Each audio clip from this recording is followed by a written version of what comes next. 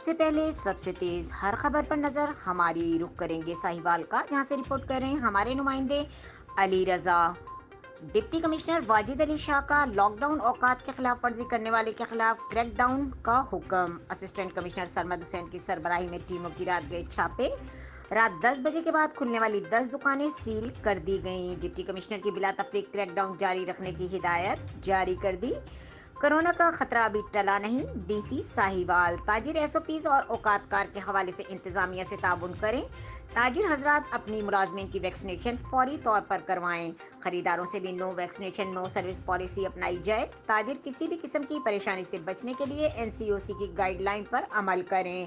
احکامات کی خلاف ورزی کرنے والوں کی سخت کارروائی کا سامنا کرنا پڑ سکتا ہے۔ مزید خبروں اور اپڈیٹ کے لیے دیکھتے رہیں کے نیوز چینل انٹرنیشنل۔